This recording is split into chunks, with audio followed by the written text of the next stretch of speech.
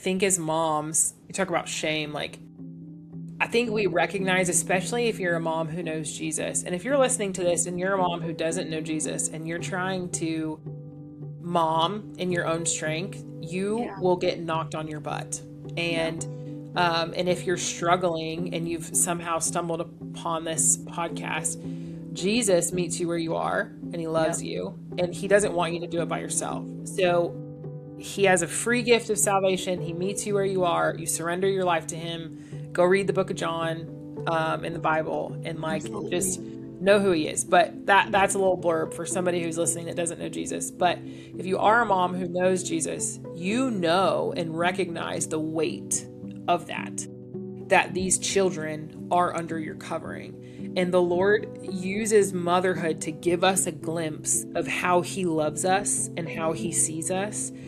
And I think too, we also feel a heaviness because we recognize just how like crappy we are. I hate like I don't want to say we're crappy, but we realize like our selfishness and the flesh that just is, who we are without him. Yeah. And like because we're moms and we want to do things well and we want to do well by our kids and we want our kids to be better and do better than we did and we want so much for them that we carry that heaviness in our own strength. And then because we're trying to again do it in our own strength, what happens, the conviction of that is good, to want that for our kids is good, but the problem is in our own strength it doesn't push them towards Jesus. It ends up just pushing them the opposite direction or creating a false idea of who God is. And so again, that surrender of like laying them down, laying my own will down, laying down, whatever. And that's where too, you don't have to be planning a church or homeschooling your kids to have holy ground for God's work. Like, Absolutely. I'm sure everybody listening to this has had certain things pop in their mind, like, oh, yeah, I can tell the Lord's trying to work on me here. And we would just encourage you to lean into that, like, whatever Yeah. that is. And Who read the verse earlier? Was it about the fruit? Was it you, Lat? Did you read the verse about the There, fruit? I read the one from John 15:5 about the Yeah. vine.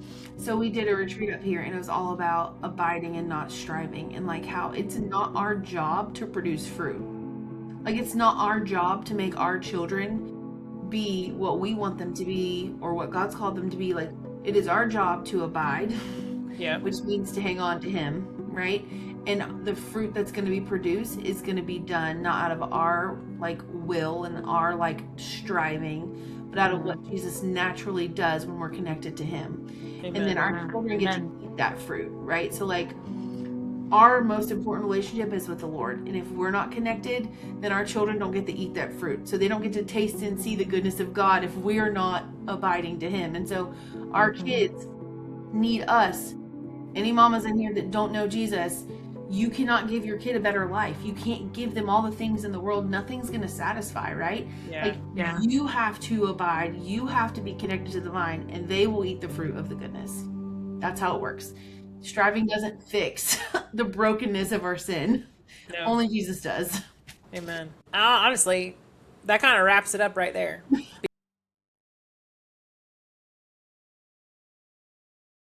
Because moms, like, your everyday life is holy ground for God's work because he wants you to abide in him and he doesn't want you striving to do it on your own. And so if you feel like you're in a season where you are trying to strive, the best thing that you can do is just lean into him and say, Lord, I'm here.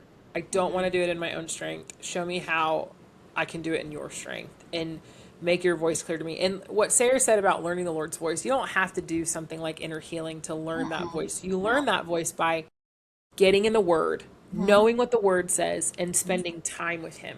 Absolutely. Like